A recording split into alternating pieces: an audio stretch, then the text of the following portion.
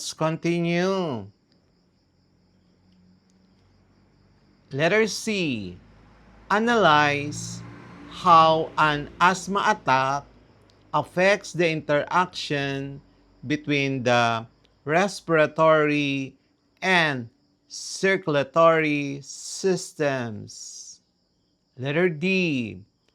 Describe how damage in one part of a system disrupts the overall function of the organism. Letter E. Evaluate the importance of proper care, treatment, and lifestyle in maintaining healthy body systems. Overall, overview of the system interdependence. The human body is organized into systems that work together to maintain homeostasis.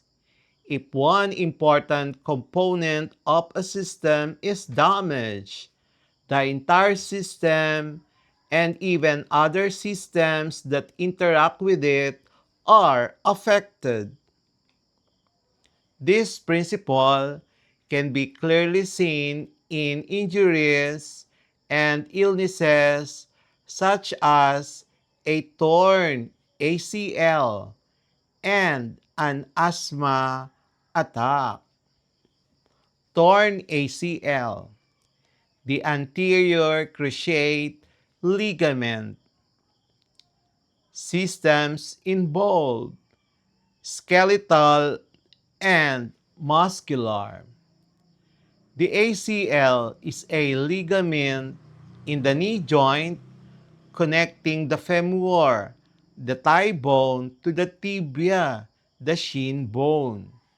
It stabilizes the knee during movement such as running, jumping, and pivoting.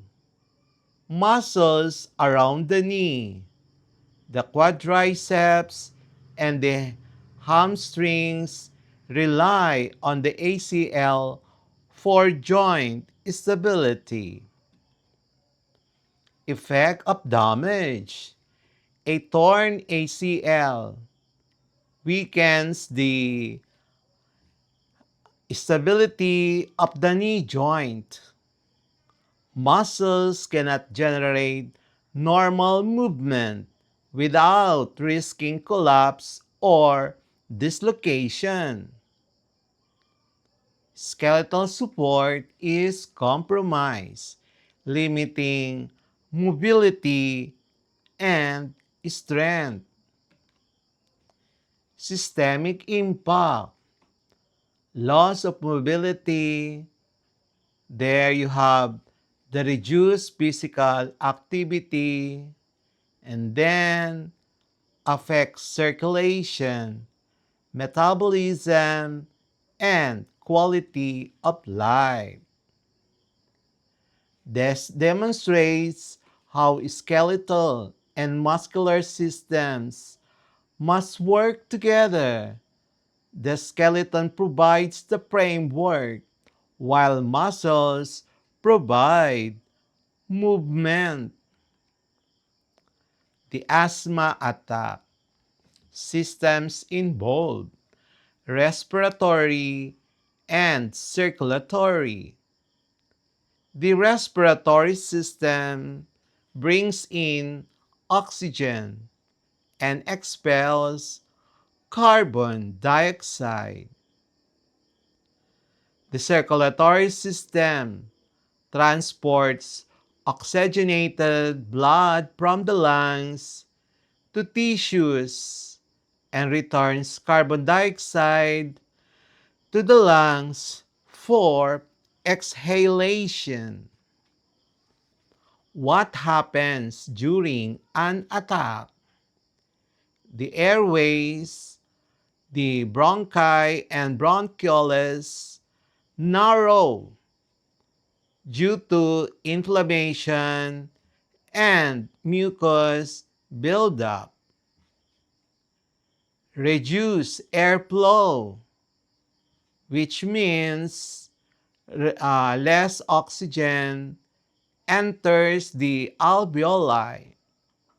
The circulatory system cannot supply enough oxygen to body cells, leading to fatigue, dizziness, or even suffocation in severe cases. Systemic impact. Cells and tissues are deprived of oxygen, impairing energy production.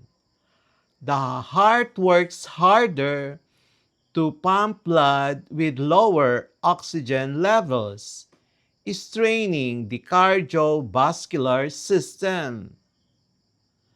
Demonstrates how damage in the respiratory system directly disrupts the circulatory system's function.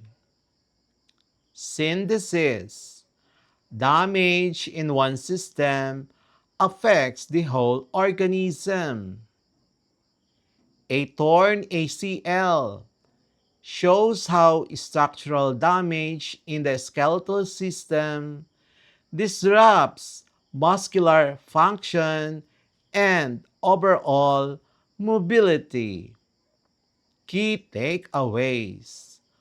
Understanding body system interactions helps in appreciating why health and safety practices matter.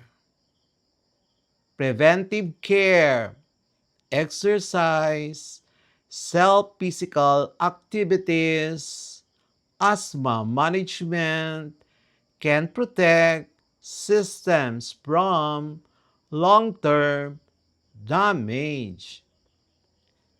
Reinforces the value of holistic health awareness. Practice problems for our quarter 3 biology lesson number 5.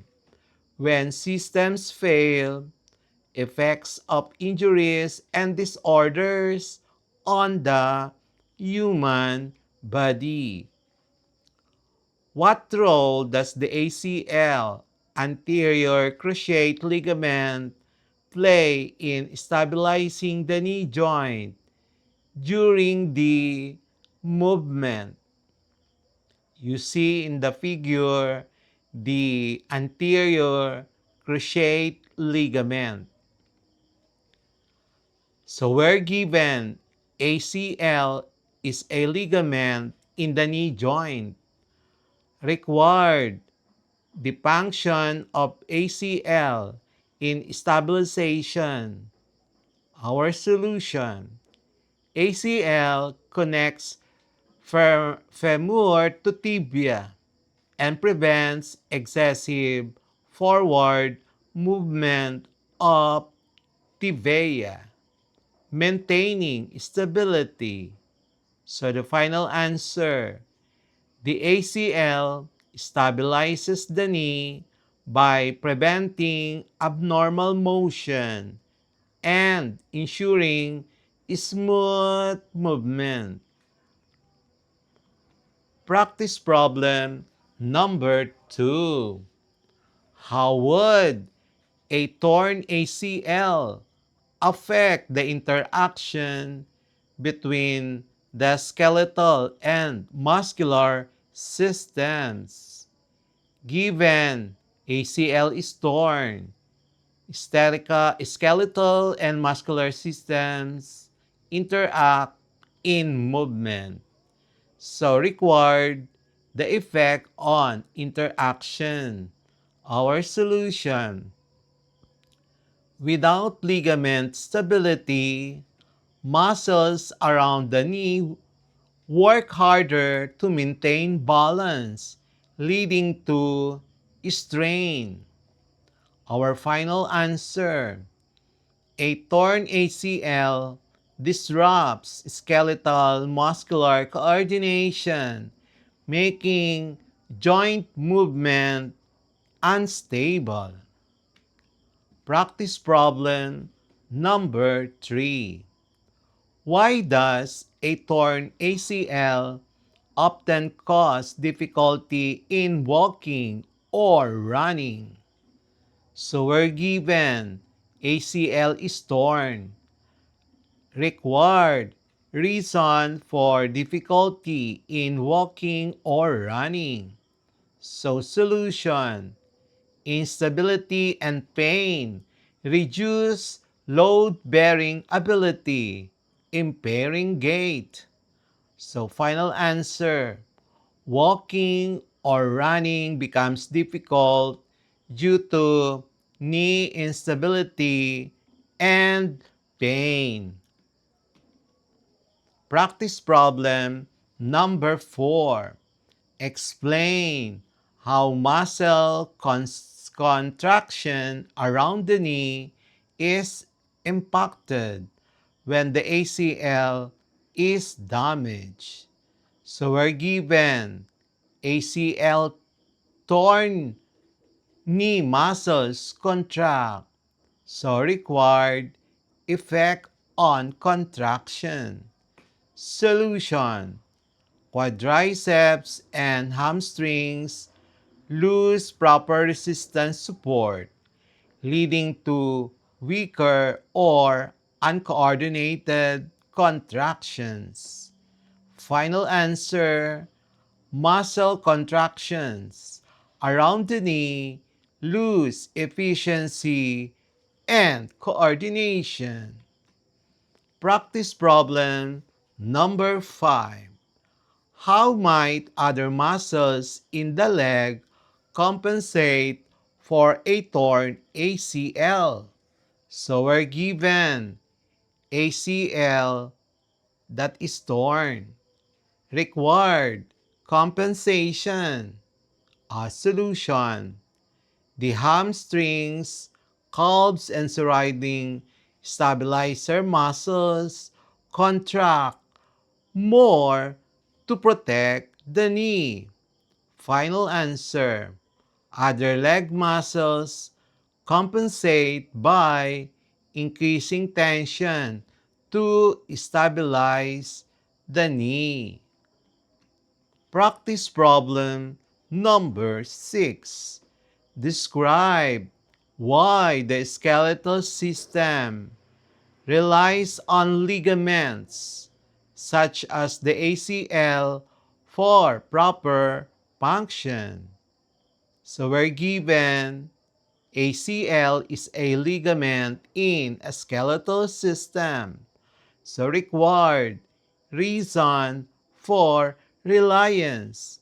So solution, ligaments connect bones, provide stability, and prevent dislocation. So the final answer, ligaments like the ACL ensure proper skeletal function by stabilizing bone connections. Practice problem number 7. How does the nervous system play a role in responding to the pain of a torn ACL? So we're given ACL injury causes pain. So required the nervous system role. Solution, pain receptors send signals to brain, triggering reflexes and protective responses. The final answer, the nervous system detects injury, processes pain, and coordinates protective muscle action. Actions. We will have the next part of our quarter 3 biology lesson 5.